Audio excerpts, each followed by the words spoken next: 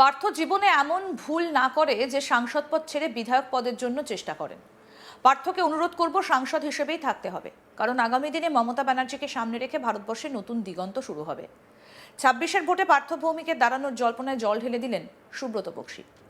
তৃণমূল সাংসদ তথা ব্যারাকপুরের দমদম সাংগঠনিক জেলা সভাপতি পার্থ ভৌমিকের উদ্দেশ্যে ঘুরিয়ে বার্তা দিলেন দলেরই রাজ্য সভাপতি সুব্রত বক্সী। উত্তর 24 পরগনার নৈহাটি উৎসবে এসে পার্থ ভৌমিকের রাশ টানলেন সুব্রত। দলীয় সূত্রে খবর, বেশ কিছুদিন ধরেই পার্থ ভৌমিক বিধায়ক পদে দাঁড়াতে চাইছিলেন, কিন্তু দলীয় নেতৃত্ব যে নারাজ তা বুঝিয়ে দিলেন তৃণমূলের রাজ্য সভাপতি সুব্রত বক্সী। বুধবার সন্ধ্যায় নৈহাটি উৎসবে এসে সুব্রত বক্সী জানান, পার্থ জীবনে এমন ভুল না করে যে সাংসদ পদ ছেড়ে বিধায়ক পদের জন্য চেষ্টা করেন। পার্থকে অনুরোধ করব সাংসদ হিসেবেই থাকতে হবে, কারণ আগামী দিনে মমতা ব্যানার্জিকে সামনে রেখে ভারতবর্ষে নতুন দিগন্ত শুরু হবে। কারণ মমতা ব্যানার্জি দিল্লির সরকার ভেঙে দেবে, আর এতে পার্থ ভৌমিকের বড় অবদান থাকবে। কি বললেন তৃণমূলের রাজ্য সভাপতি সুব্রত বক্সী, আসুন শোনাই এবার আপনাদের। স্বাভাবিকভাবে প্রথমবার আমাকে এনেছিল, তখন আমি রাজ্যের মন্ত্রী ছিলাম। তো স্বাভাবিকভাবে পার্থ তখন বিধায়ক ছিল এবং পার্থর বিধায়কের পরে পরবর্তী পর্যায়ে সনদ আজকে সুযোগ পেয়েছে আপনাদের আশীর্বাদ পুষ্ট এলাকার পার্থ এমপি হয়ে যাওয়ার পর। তো স্বাভাবিকভাবে পার্থর সাথে আমার সান্নিধ্য দীর্ঘ সময় রাজনৈতিক জীবনে পার্থ যেমন আমাকে সমীহ করে, ঠিক সেই রকমভাবেই আমি পার্থকে সমীহ করি। তার কারণ বিভিন্ন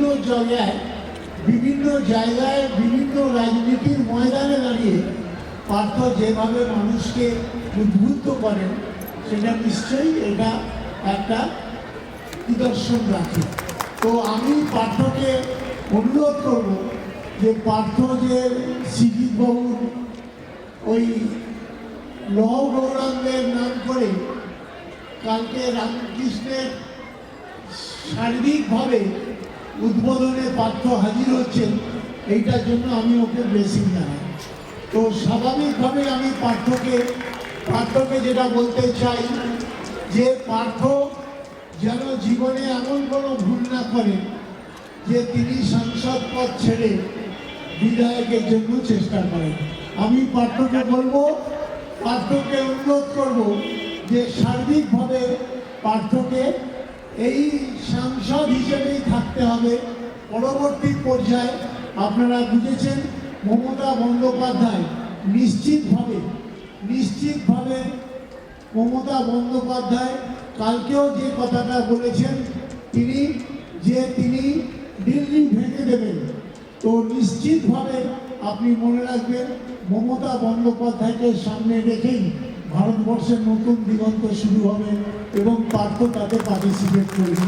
এই আশা আকাঙ্ক্ষা রেখে আমার ক্ষুদ্র বক্তব্য, এবং পার্থ বিভিন্ন সময় আমাকে আমন্ত্রণ করেছেন, আমি এসে পৌঁছেছি। এই বিষয়ে ভাটপাড়া পুরসভার ভাইস চেয়ারম্যান দেবজ্যোতি ঘোষ বলেন, দলের রাজ্য সভাপতি সুব্রত বক্সী অত্যন্ত দূরদৃষ্টি সম্পন্ন নেতা। দল এই বিষয়ে যা সিদ্ধান্ত নেবে সেটাই মাথা পেতে নেব। কি বললেন তিনি, শুনবো এবার। দেখুন, আমি যাইনি কালকে, এখানে আমাদের একটা মিটিং ছিল বলে, বাট আমি শুনেছি বক্তৃতাটা বলেছে মাননীয় রাজ্য সভাপতি সুব্রত বক্সী, আর যার উদ্দেশ্য বলেছে তিনি আমাদের দলের জেলার সভাপতি মাননীয় সাংসদ পার্থ ভৌমিক। একটা কথা খুব আমি লক্ষ্য করেছি, আমার ভালো লেগেছে। একদিকে যেমনি মাননীয় রাজ্য সভাপতি সর্বজন শ্রদ্ধেয় সুব্রত বক্সী মঞ্চে দাঁড়িয়ে বলছে আমাদের মাননীয় জেলার সভাপতি সাংসদ পার্থ ভৌমিককে উদ্দেশ্য করে যে পার্থর যে রাজনৈতিক প্রজ্ঞা, দূরদর্শিতা, তাকে আমি সমীহ করি। তো এটা খুব ভালো লেগেছে আমার, যে আমরা যার দুজনের সংস্পর্শে আছি, দুজনেই তার অভিজ্ঞতা এবং রাজনৈতিক প্রজ্ঞা কোন লেভেলের, এটা তার প্রমাণ হয়। এবার ওনার রাজনৈতিক অভিজ্ঞতা, রাজনৈতিক প্রজ্ঞা দল কিভাবে তাকে কোথায় রাখবে সেটা তো দলের ব্যাপার, সেই লেভেলে তো আর আমরা মাথা গড়াতে পারি না। যে যেখানে থাকুক আমাদের দুজনেই সর্বজন শ্রদ্ধেয় ব্যক্তিত্ব। আপনি কতটা খুশি সুব্রত বক্সির এর মতে? আমি রাজনৈতিক কর্মী, আমি তৃণমূল কংগ্রেসের একজন সৈনিক। আমার খুশি অখুশির কোনো এখানে গুরুত্ব নেই। দল যা সিদ্ধান্ত নেবে দলের সিদ্ধান্তের সঙ্গে একজন তৃণমূল কংগ্রেসের সৈনিক হিসাবে সাথে আছি। আর এই কথাতেই নতুন প্রশ্নের জন্ম দিল, তাহলে কি পার্থ ভৌমিক বিধানসভা ভোটে দাঁড়াতে চাইছেন? সাংসদ হিসেবে তিনি কি আর থাকতে চাইছেন না? কেন সুব্রত বক্সিকে এই কথা বলতে হচ্ছে? বেশ কিছুদিন ধরে এই গুঞ্জন তৈরি হয়েছিল যে পার্থ ভৌমিক আবার নৈহাটি থেকে বিধানসভায় দাঁড়াচ্ছেন। সেই গুঞ্জনেই এদিন জল ঢাললেন সুব্রত বক্সি। কি বললেন এদিন সুব্রত বক্সি? আসুন আরেকবার শোনাই। স্বাভাবিকভাবে প্রথমবার আমাকে এনেছিল তখন আমি রাজ্যের মন্ত্রী ছিলাম।